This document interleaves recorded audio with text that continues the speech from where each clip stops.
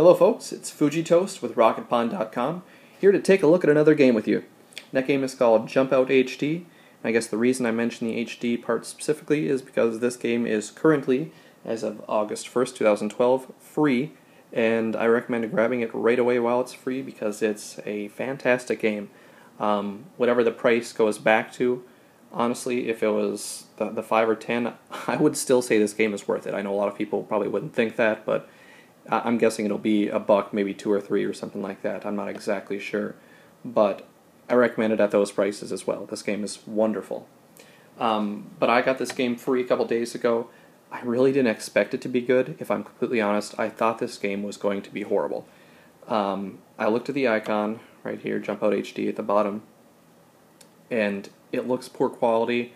You can't even really tell what it is. It just looks like a couple giant eyeballs. I mean, I thought it was going to be bad. Granted, yeah, I probably shouldn't judge a book by its cover, but usually I figure if an iOS game is going to be decent, it's probably going to have a decent icon as well. But, like I said, it's a great game. I'm going to get into it a little bit. They also do have an iPod Touch and iPhone version. That game is not currently free, and I believe one reason is because I think the HD version is put out by Big Fish Games, while the other one is put out by Avaloid. Avaloid is the creator of the game for both versions, but Big Fish Games, for some reason, is putting out the HD version. So, I guess it's part of the network, or whatever you want to call it. But as you can see, we've got this Big Fish Games splash page. I hate these splash pages. I don't know why they make you go through it just to play the game. But I guess it's just a little thing, just another tap. So it's not a huge deal, I guess. But, so there's the developer right there, Avaloid. Like I said, very fun game. It reminds me a lot of both Shark Dash and Tiny Places. Both were pretty good games, but they had their areas of problems, in my opinion. Shark Dash, it got a little bit too difficult too quickly, and sometimes you didn't really know what to do. You didn't know how to accomplish the level, or how they wanted you to accomplish the level. I'm going to turn that down for a sec. And then my problem with Tiny Places, I guess, was that there was not enough puzzle.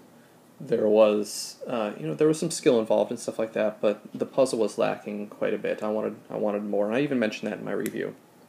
But it's almost like somebody was listening to me and created this game, because this game takes the basic gameplay of pulling back a character. I'll even go to level.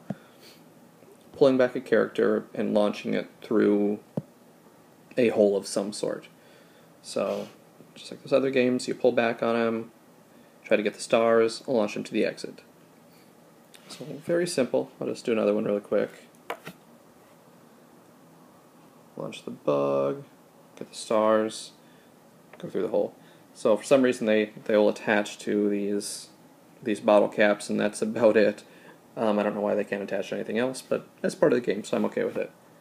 But what I wanted to get into, I wanted to show you guys one reason why I love this game, and that's that it offers new challenges very quickly. And not challenges so that the game gets really hard really quick or anything like that. They slowly introduce you to these new aspects of the game, and that they're constantly giving you new things to interact with. New bugs, new hazards, new teleportation things, or teleportation, and stuff like that. So I want to go to 217. So we've got blades, we've got spikes at the bottom. So you can see you launch the bug into the blades and he dies. But if you launch the snail, he hits the blades and goes into a shell. Now I want to show you guys one thing that they don't tell you, and that's, actually first I should tell you that if you swipe, now this comes later in the game a little bit, where you've got separate levels in the game. So you've got these little holes right down there, and they guide you to the next area of that level. So one thing they don't tell you, though, is that you can tap on the character. See, I missed him right there. So if you didn't know that, he stays big, and he doesn't fit through that area. This is one level. This is one of the first levels that I got really stuck on for a while because they didn't tell you that part. So I guess that's why I wanted to show you guys. But I'll go back. We'll get the guy back over there. Excuse me. So if I launch this little snail guy up here, and I tap on him, he goes small, then he can make it through the exit. So, like I said, yeah, this one stumped me for a little while just because I didn't know that little tidbit. I don't mention it anywhere. But I also want to show, I'm going to go back, this level has a little bit of a bug, and it seems to happen on levels where there's more than one exit. So you see there's an exit up top, there's also an exit on the bottom. Oh, I just got that, that achievement for being on this level for more than 10 minutes. I was playing this level earlier as well, so... So basically, yeah, I want to show you the bug. So if I launch the snail up here and get him set for his journey down on the bottom, so you see, I mean, I haven't completed anything, but if I launch this grasshopper over here and he goes through this exit, this level will think it's like I've prematurely finished it. And obviously I haven't. Well, of course, now it's not going to do it. Well, that's okay. It's one thing that I do want to mention to the developer, though, something to fix up. Whoops, well, I didn't do that right anyway.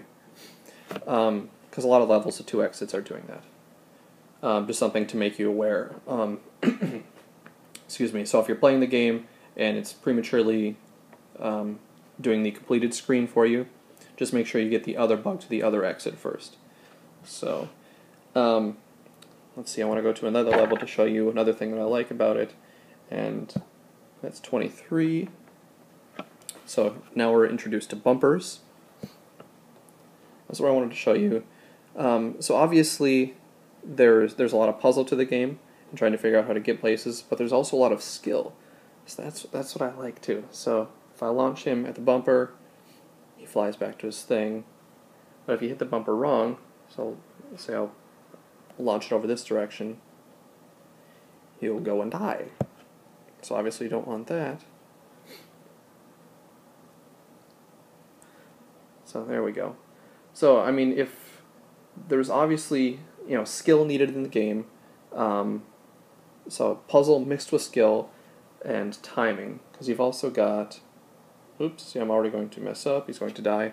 Like I said, skill and timing is needed to get through these things. And that's good. I think that's great. That's why I love this game. To introduce, let's see, I want to go back. I want to show you something else. I'm sorry, this video is probably getting pretty long. But, like I said, I really like this game, so that's why I want to show you guys so much of this stuff. Later levels, I think some of these levels have it. Yeah, these clocks. So once they hit this clock, it's really cool. They've got this, it's like they slows down just the bug that's in the clock. So they'll do it again. And you can launch them out of that. So it's really neat. And they've got these cool teleportation devices where they launch the bugs. I don't know, it's really neat. I'm excited by this game. Like I said, I got it a couple days ago, and I haven't been able to put it down. It's wonderful. So that's about it for the review. This game also has a whole bunch of achievements. It's really well oriented with Game Center. So go ahead and grab this game right away, because it's wonderful. It's a diamond in the rough. So there you go. Go play now.